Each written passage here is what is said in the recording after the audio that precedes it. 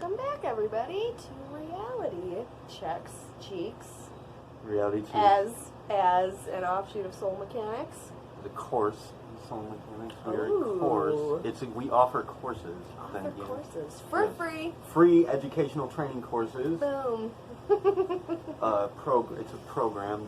It's a program geared towards training people to achieve lucidity. That's fun. Program. I like that. Program. It's a good program. Okay, so this video, what we're doing is, I'm going to have to give a brief disclaimer. We were heavily advised by our operator against doing this because she said we shouldn't be playing into this drama and we shouldn't be feeding any attention to this particular person whom we're about to respond to.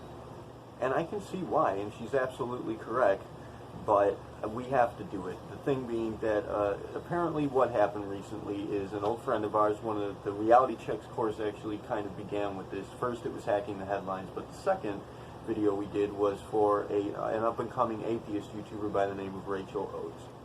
And I really went to town on her, and I'm sorry, Rachel, if you're watching this, I am sorry for that. I already apologized to you once, but just again, to make note, I'm sorry for being so harsh on you there. It felt necessary at the time, and ultimately it became necessary because, well, you know, what happened happened. And I do see what happened, by the way. I apologize for that, too. But apparently, she got into a bit of a ruckus with this character named, he calls himself Essence of Thought. Somebody called him Saint Ethel, I would say, or said something about, I don't know who Saint Ethel is. We're going to have to find out because we are going to be launching an investigation into this guy full speed. And I think he's a robot. He seems like a robot. The reason being that apparently the gist of what happened was this dude came down. I don't know how, honestly, I don't know how Rachel was involved. I haven't looked that deep into it yet. In case he doesn't want to, she doesn't think we should be involved. But we do need to be involved because I am going to go ahead and say that I'm a full supporter of Rachel. Cheeks doesn't know Rachel yet. She'll get to know Rachel. Can't but wait. I support Rachel heavily. Rachel, if you're watching this, hopefully you'll see this. Well, if you do, then I do. Thank you. And with good merit. If I say she's to be supported, then she is. And we're going to actually go ahead and splice in one other YouTuber we know of, an atheist YouTuber, who had something to say about the general situation regarding Essence of Thought. Well, not necessarily the incident, but in totality, the channel itself and what's going on there. And this speaks to directly what we need to speak to here, ultimately. And then another old friend, Demi, who I think Demi probably hates me. Demi, if you're watching this, I apologize for bitching at you on Twitter, but... Well, I thought you just have to, spend 10 minutes apologizing to everybody. You're such a dick. I do. I'm sorry, but I am a dick. But, yeah, Demi got mad at me, and she blew me off on Twitter and then blocked me. But I love Demi. Demi, I love you. I love your videos. I'm very happy to see you back at it. And honestly, it seems like it's this incident that brought Demi back into, actually relaunching her channel like the way that she used to make full-on videos. She got pretty weird there with the strange animal videos for a while, Demi. I don't know what you were doing with that, but I watched it. Anyways, what happened here is that somehow Rachel got involved in an argument between this Essence of Thought character and the Rationality Rules channel, the philosophical atheist, however that works. And Rationality Rules apparently came across somehow to Essence of Thought as being transphobic, which from what I hear, Essence of Thought pretty much throws transphobic at anybody who disagrees with him in any way. That's what we're being told here, and that's what I'm going to think. Honestly, I mean, I've seen the dude. That's an easy game to play. Yeah, it's kind of like that whole gaslighting thing. But, so he threw transphobic at Rationality Rules. Rationality Rules, I guess, argued back, or maybe didn't even argue back, but Rachel got into this little scuffle and said her peace of mind, and apparently she did not agree with Essence of Thought, so he, came down on her hard and harassed her and ultimately caused for her to, have a breakdown. What do you mean harass? I mean, he's just making videos. He's making videos, but I mean, if you're on YouTube and you're a public entity and somebody's talking shit about you on YouTube, especially if they have a lot of followers, you consider that harassment. I guess. If they're damaging your your presence. They're damaging your reputation. Okay.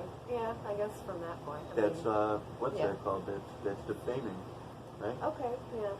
So yeah, I guess In a way. whatever it was that he accused her of being transphobic, I guess, or something to that effect. And I like I said, I haven't looked deep into this. We're not responding to the incident. I'm just speaking my mind on it, saying that Rachel has my full support, and by extension, the full support of the entire initiative and the network in totality. Rachel, you have our support. Please do not. Apparently, Rachel was might have even hurt herself. She did a video on Twitter wherein she had a breakdown. Apparently, she made it. I wasn't on Twitter. I had removed my Twitter account, so I did not see the video. No. But she made it private, and then she removed it, and so we can't see it anymore. Demi's got a copy. I might try to see it from her. I do want to see it, and not just out of curiosity, but because I do care. Rachel, hopefully you're watching. You have support. You have a lot of people supporting you here. Every fucking buddy loves you. You know my opinion about the views you've had with your atheist videos, yet I still love you. I think you're an awesome YouTuber. Okay, that's so yeah, and to speak to the nature of your personal situation with again, I'm going to have to suggest that you do look into the network of chakras and how that operates, and try to deal with the issues that you have at the core. If you're hurting yourself, please look into actually working on that. Different things work for different at the people. core. Different things work for different people, but if she is hurting herself now, then obviously the psych drugs aren't working. Oh well, just a suggestion, please. There's other meds, and psych meds help a lot of people. Yeah, it's true. Different ones. The worst part of that is, I was just talking about this with my niece, is that you're basically a guinea pig for the first, when you first decide, like, hey, I'm going to look into taking meds for, you've been seeing a counselor or therapist for however long, and I couldn't stress enough, just do your homework, because there's hundreds of different kinds of mood stabilizers and antidepressants, and some of them have off-label treatment uses, and they treat a range of things from, insomnia to depression and anxiety, which are all different things. And so you basically have to try. Just keep trying until you find something that works for you, which sucks, absolutely, but if it's worth it in the end, It could be, but I mean, just as a suggestion, all of us here, everybody that I work with, her, myself, her husband, everybody that works directly with the initiative, we've all been through the shit. Like, we've been through the fucking grinder. Me, personally, I've been through the worst kind of shit you could fucking imagine, and I've dealt with depression issues. I've dealt with issues of wanting to harm myself, so to speak, wanting to fucking kill myself, but it was dealing with these issues at the core of my system and learning how to work with these parts of myself that got me through it, that got all of us through it, and in fact supercharged us. So just a suggestion. Again, I've already given you the suggestion. I haven't kept up with your channel. I don't know if you took the suggestion, but if you are feeling depressed and you're at the verge of harming yourself or even harming yourself, we don't want that. We can't have that. Just, I'm saying, we're here to help you. You have help. You have support. There are various ways to deal with these things that you have a lot of people out here that love you very much and that care about you. And this fucking guy who's bad-mouthing you, I mean, people are calling to can this guy. People are calling to ban him. Whatever happens to him, just ignore it. It's not exactly. That's not who you are. This dude don't let somebody, I already sent you this message, don't let somebody else's fucking trash damage you. It's not, you're stronger than that. I know you are. I know that you can beat it. So everybody, I think, has that super strength inside of them. It's just a matter of tapping into it and finding it, which I hope you do. I hope you're okay. That's obviously not a good situation. I wouldn't want anybody to harm themselves, whether I agree with them about stuff or not. And that's awful. Okay, so what we're going to do here is just respond to Essence of Thought in general. We're going to pick out a video of his and we're going to respond to it. I've never watched. Yeah, we've never watched video. it before. We've never seen anything. I've only seen what. Well, you've watched some, I think. Not this guy. I've only seen what the other YouTubers had to say in response to this particular incident. But again, we're not responding to the incident per se. We're not going to feed into that drama. I just wanted to show that we have Rachel's back. But we're going to splice in right here those two pieces. I wanted to show one, another YouTuber speaking on Essence of Thought, two, another YouTuber, Demi, speaking on Rachel, and we'll carry it over from there into whatever we have to say about him and his channel, which it looks pretty interesting. So we'll get right back. He strikes me as somebody who clearly needs help himself, if this is the kind of response. And in some ways, the greater anger that I feel is not even towards Essence of Thought, it's towards his enablers, by which I mean the people who have propped up his odiousness, constantly patting him on the back, goading him and egging him on to challenge more and more people, to be more and more over the top, to be more and more manipulative, more and more deceitful, more and more hateful, as if he's doing some good for somebody. This tells me, just as a human, just as a person, not even a trans individual, this tells me to stand up for yourself and be strong, because look how much strength this must have took her to do this. And look what she has inspired in the community. What have you done? What have you done positive? Even in her darkest moment, she has inspired positivity. Back. So what you will have just seen is someone named Noel. I'm not familiar with him. I haven't followed him, but he was one of the better responses I saw to this incident. I really like what that guy had to say, dude. Is that guy Scottish? Something seems like that, but I don't know. He's cool. he's got a nice accent. Cool. Yeah. Whatever his. I'm sorry, I mean Scottish. And the Noel guy, whatever his platform is, I think it's probably just one of the atheist YouTubers. I'll check into you, but if you happen to be watching this, that was a fantastic response. You put that very well, and that's going to speak to the heart, the nature of the situation that as we want to present it. I want to speak to this idea of people really promoting and supporting this trolling. Like they're going to have prop people, exactly as he said, prop people up and pat them on the back for being shitty to people because that's what they get into. Well, fuck that. That needs to stop. We're going to get rid of that. Well, I think it's a big problem with people just generally being uninformed and unable to suss out the nuance of these kinds of things. And I feel like that's a problem that's growing now. People talk about, I don't want to be one of those people, but like this generation, rah, rah, rah. But there is trends happening, and one of them happens to be the removal and erasing of all nuance. Like the intention should matter and feelings should matter, not just words. That people put so much importance onto words when there is so much more behind those words. Mm-hmm. And it's with videos, I feel like it's a little bit easier, but when you're on social media, it's just words. There is no nuance. You can't tell when someone's being sarcastic or joking or whatever. And so that has just gone away. So now when you make an actual joke in a video or face-to-face with somebody, it's like, there's no such thing as a joke. If you said something, you're a Nazi and a piece of shit, and it doesn't matter if you're joking or if you're whatever.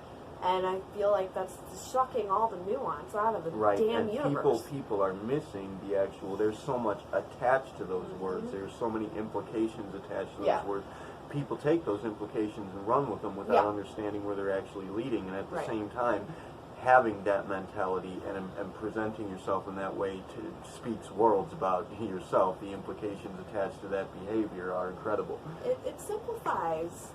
It simplifies a person down to their very basic, primitive selves when you have no nuance of thought or feeling. I'm going to use that word a bunch of times, just to warn you. But yeah, it's so important And so when you take that away, what are you left? You're left with the freaking shell of a person, a robot who just says and words. And that's what we see here precisely with this guy we're going to show you in just a second. But the second thing I want to say is for Demi. She did an amazing response video. I saw 2 parts of it. I don't know if there's a third one. Very passionate. Very passionate. I like that. I'm really happy to see her back in the game, and she just, that was... Demi's response in and of itself was inspiring, but she's absolutely correct. Rachel is an inspiring person. She's a wonderful young girl. She has a mind of her own. She so when I saw her dealing with rationality rules and that other dude, the bigger guy, earlier on when they were doing the philosophical debates, and it was kind of like they just kind of left her sort of in the background. They didn't really allow for her to pitch in much, and like an awkward three-way. Right, yeah. And she, who knows, she might not have had a great deal to pitch in. She said herself she wasn't really into philosophy so much of the time. She didn't really hold weight. These 2 guys are kind of like heavyweights in that arena. Well, but, and that tends to kind of take over the stage a little bit. In a sense. You got to give her room to step in if you're going to have a weird three-way discussion like that. Exactly. Like, if there's a way... Remember that chapter in the Celestial Prophecy where the monk, the priest guy, describes how the flow of a conversation should just naturally, everybody kind of has a turn almost, but it's not rigidly put down or anything. It's just a matter of your feeling. What he was really speaking to there is how a synchronicity can occur in so small a space as a conversation, or even a tweet or a video. These synchronicities can occur in there, and of course we're speaking largely to the atheist community now who don't believe in such a thing, but it's there. It's there if you look for it, and yes, you're allowed to place meaning into things. That's inherent in your heritage as a human being. You are allowed to construct your own meanings and make use of them. Take the pieces that your ancestors have given you to make your own kind of belief system in a way. And synchronicity will occur, and it's just a natural phenomenon. If you want to say that it's just some random happenstance, a coincidence, fine, but it exists. It's still there. Coincidence. There is an intelligence here at work, and that's not deniable. We know this. Like, I don't know if the atheists are really studying into the works that we're doing with quantum mechanics, but yes, we know for a fact that there is an intelligent force in play. I think it's very much about emotions. I think the activists took people today speak to one of their like talking points is like, but you hurt my feelings, or people's feelings, and this feeling this and feeling that. But I don't think they're really conveying what that really means. I think they're just kind of using that as like a talking point. Like I said, like it doesn't seem very genuine. Like a plot point and the virtue signaling thing too. Exactly. It doesn't seem very genuine, because if you really do follow your feelings and feel out conversations and happenings throughout your day or your life or whatever, then it makes a difference that synchronicity is inside you. And so if you just follow your feelings, then naturally, let's say for a conversation, it'll naturally flow if you feel it out. Feel what that other person is trying to say. Feeling is the language of the soul. Absolutely, which is why my brother does this all the time. He gets so mad when people interrupt. And I'm not one of those people. I think if there's a time and place, there is a time and place. You can tell when someone's being a dick and they're just interrupting you to interrupt you, but... Like he does. But it's like, if you're feeling it out, that it's not always completely 100% inappropriate to interrupt, quote, if the other person is okay with it. Like, it's a very feely kind of thing. You just feel it out and let the synchronicity kind of take you on this ride, And you form, it's a bonding experience. Mm-hmm. That we were speaking actually in the psychedelics group of the project, not to break away, but Blake actually brought that up during our conversation on Discord with the live stream. He said we're all kind of learning how to manage a conversation, and things kind of flowing. Well, when you add in things like video and audio and how people are far away and that kind of stuff, then yes, that's going to be a logistically kind of But I important. I added that into the conversation and said that's a big part of our training and what we learned with the Celestine prophecy is how there's a flow of synchronicity in conversation. Totally. And also, we were speaking to how using psychedelics with another person has this extreme bonding. You know, like you bond with somebody because you're on this adventure and you share this.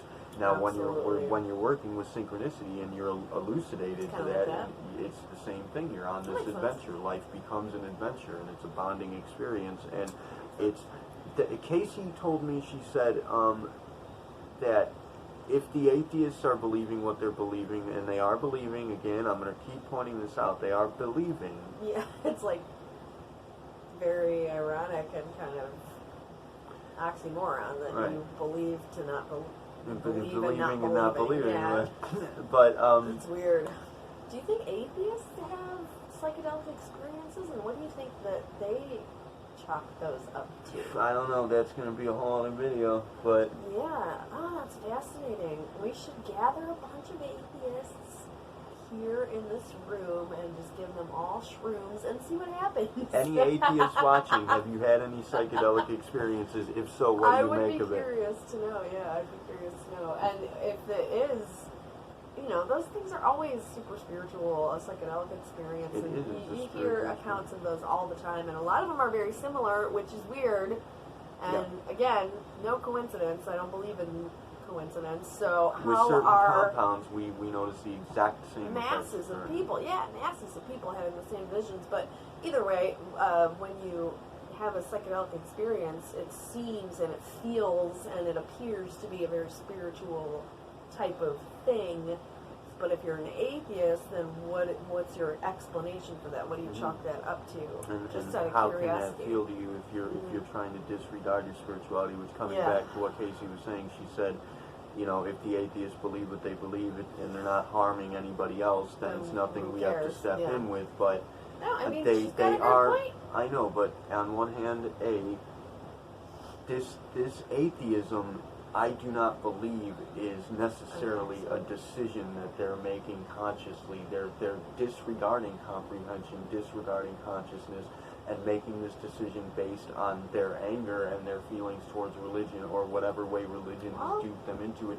It's like an illness. Maybe that's and they do proselytize. the path, though. Maybe that's the path. I mean, obviously, it's it's not cool to proselytize anything, no matter what it is. That seems like a very weird car salesman-y kind of thing to do. But if some atheists, for example, were jaded by Catholicism, and then they grow up and, proselytize the nothing religion, and then that again can also act as a synchronicity. Sure, I mean, what if they met somebody in that community, or through being in that community, and then that opened up to something else? It could just be a path. Maybe this is where the path is leading. Well, I mean, so you could say that about any moment ever. But it's like, it's borderline nihilism that they're pushing at with the atheism. And as Jeremy said in our previous interview, it's not only borderline nihilism, if not full-on nihilism, but it's anti-theism, which is, it's not really atheism, it's anti-theism, wherein any belief in any sort of a spirituality they are against. Oh, that's stupid. They are deliberately against it. They've decided to be against the idea. They have no consideration for it. They're not looking into what could be right or true about it. They're only looking for what's wrong. I like that look into it hashtag with the flat earth people. I think use that look into it, or conspiracy theorists or whatever. But in this particular, you said look into. I don't think that's something that you can look into. I think when you're talking about spirituality, it's very individually centered kind of thing, and you have to have your own experiences. And you can look into different stuff. You can look into what people say about it, and what ancient reports traditions, and it sometimes appears in self-help books and stuff like that, which is cool. But it's not something that you can really hashtag look into. I don't you mean find on your own in your heart. What I mean is that I don't think they take into consideration any sort of spiritual experiences that they have. What they do or is other they people immediately just write it off. they attempt to pick it apart and find any reason to dismiss it. And like we're speaking to with these channels right here, we're going to point this out in this video, is how they just have, again, this debate rhetoric mentality wherein everything is an argument. It's just they want to argue everything. And that's what they live for, is arguing. Now, this is the problem. And people pushing that, people promoting that trolling mentality, that argumentative mentality. What we need to achieve here as a species, regardless of what your beliefs are, is a cooperation over competition paradigm. You guys are pushing competition, and the competition is necessarily bad. There's nothing wrong with competition, but I'm saying I'm going to propose what we do here is try to develop a mentality wherein the competition is who can be most cooperative. That was funny. I like that. But that's why I think there's a difference between healthy competition and competition for its own sake. Real, true, healthy competition in whatever form doesn't necessarily have to be like a capitalistic type of thing. It's whatever the currency of that, competition, whether it be thoughts, feelings, money, whatever. If it's true and it's healthy competition, then it makes quality go up and cost go down. Right, and I so want to that's say, great for everybody. Perhaps I kind of want to say, or I feel like I want to say maybe that there's the kind of vices and virtues aspect to it, that there's competition as a virtue. The vice would be this obscenely argumentative. No, I think you nailed it on the head with the, what did you call it, the trolling mentality, I guess it would be. Or the trolling strategy to go about trying to change things that's not going to work right, ever. it does kind of fit into that activist complex, too, that activism complex. Which the activist complex works because a complex is a complex, so it's not like activism in its own right. It's its own thing. It's complex. Yeah, you're right. No, and all those things go together. The activism obsession and the virtue signaling and the trolling and all that stuff, kind of the cancel anybody that made one mistake or whatever. Who can this argumentative attitude that the atheists seem to have, the atheist YouTubers, and especially these guys in particular, is going to be like, if somebody says something, it's like, how can I prove them wrong, even if they're right? How can I prove them wrong? And yes, you can prove people wrong on issues wherein they are correct. Totally. That's politics in America. That's what they're doing, and that's what this person is doing. What we're going to do right here is we're going to show you the Essence of Thought intro video for the channel. Is that what it's labeled as? Well, what Essence of Thought has to offer you. What Essence of Thought has to offer you. And this is his intro video. We're going to show you this. He's generous, offering this to everyone. We don't get to see him here. We're going to have to show him to you. We'll continue into another video that we've picked out, but this is his intro video, what Essence of Thought has to offer you. Hi there, I'm Peter Slatcher, the founder and co-admin at Essence of Thought, a channel designed to bring you fully referenced high-quality video responses from a humanist perspective. And we do this for many reasons. First and foremost, it's simply a way for us to express our views as a humanist operating the channel, to voice our support or disagreement in the greater conversation. But more importantly than that, we do so to educate others. Whether you're a humanist yourself or not, we think you have a great deal to gain from the resources we offer. For a start, we're not afraid to dive into the hard science or peer-reviewed journal articles and break it down into more manageable chunks for our viewers to offer them a viewpoint that is both evidence-based and compassionate. For viewers who are already humanist, this will help you in equipping you with better knowledge of many of the subjects we cover, which include secularism, feminism, LGBT+ equality, as well as civil and human rights in general. With this new knowledge, we hope you will evaluate your own positions and upgrade them accordingly. For those who would consider themselves strongly opposed to humanism or simply on the fence, we hope that even if we're not able to convince you that a perspective founded in evidence-based reasoning and compassion is the best perspective available, then at least we can offer you an understanding of who we are and what we stand for. Far too often we find online discourse, especially surrounding voices for equality, fall victim to a great deal of straw-manning. Whether it be the pretense that all atheists are nihilistic or that all feminists are masochistic, We at Essence of Thought seek to be the example that dispels such dishonest rhetoric. This is what we have been building towards since the founding of our channel back in 2011, a goal many of our community have helped us move towards with each upload. So please, consider doing your part by subscribing and hitting the bell icon, as well as checking out our Facebook, Twitter, Instagram and Patreon pages for regular updates. Thank you. Okay, so, I tried to get I hope that those subtitles aren't backwards, because it's going to be very likely a lot of you aren't going to understand what this guy's saying, because It does sound like he's augmenting his voice. it sounds like he's augmenting the voice. It sounds like he's trying to speak way too quickly. It does sound, somebody mentioned in one of their videos saying that he sounds to him like he's talking with a mouthful of marshmallows. He does. Straight up sounds like a robot. It sucks. There's something wrong with his speech. Right on. And he actually does a video, kind of lecturing on how to speak during recording, how to record your speech properly. Wherein it doesn't seem like he's very good at that. Just sorry, not like his voice sucks, but it seems though he says we're hoping that you will. What did he say? Something about alter your own position and upgrade your thought appropriately, or upgrade your position appropriately. Yeah. Something that was pretty much presuming that everybody who watches this is going to be wrong in some way, and that he's absolutely correct. Like you're going to upgrade your intelligence based on what this guy has to tell you. Alter your impositions and upgrade them accordingly. Upgrade them accordingly, yeah. Now, there are other people who have mentioned that they said that this guy comes across as kind of like a cult leader, and I think that they're just saying that because he has a lot of cronies following him, a lot of people who are obsessed with him, but he actually very much is, and I'm going to show you exactly why, or how, rather, in this.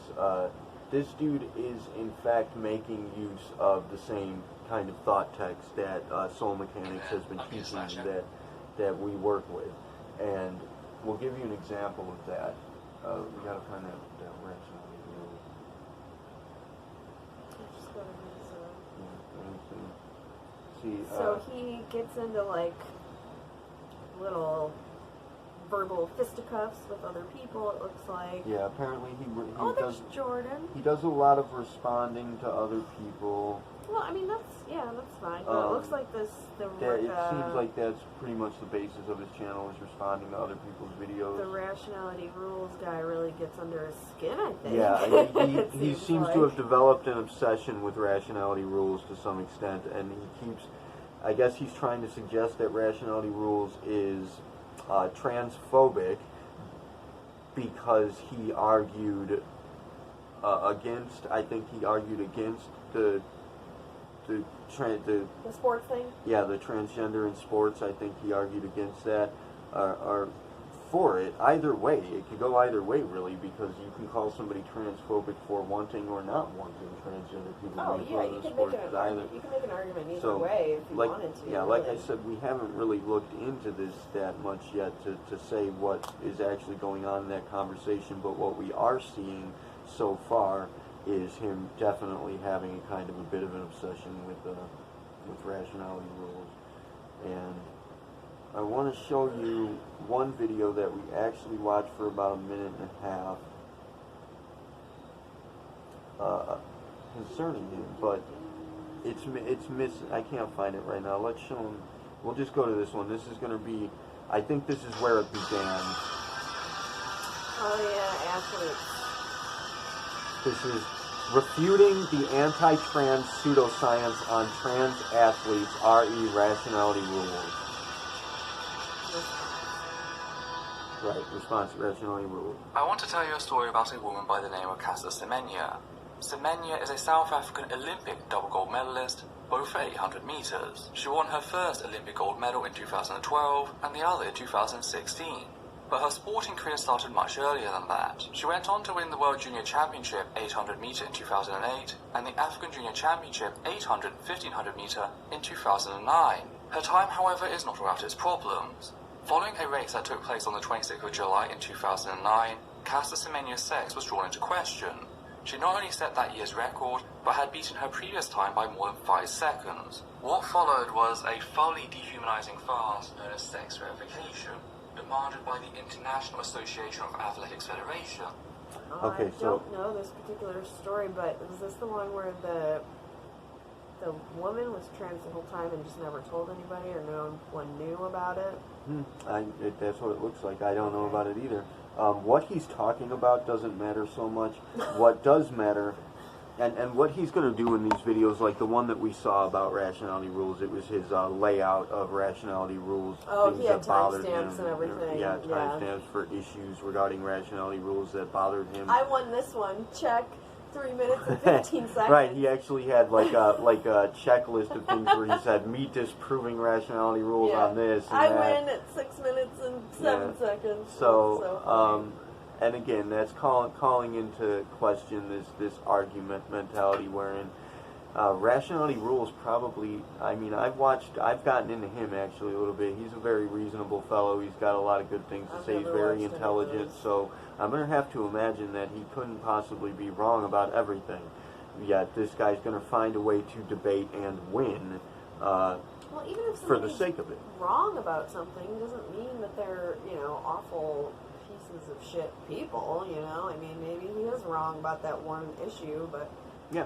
It doesn't make him a bad person that's transphobic no, but, and wants to hang people. You know what I mean? What comes into play with this guy, crazy. apparently, from what I've heard about the Twitter land shit, is that he has kind of a victimization complex himself, or a persecution complex, wherein he wants to they all do. kind of pretend as though he's being wronged or slighted. He's being wronged and slighted and victimized by society in general, and most specifically by the people who send him tweets. Which, by the way, something that we've noticed with this guy is that anybody who does wrong or slight him, or raise an argument with him that he can't immediately win, he'll just block them, tuck tail and run. He'll block them entirely from everything.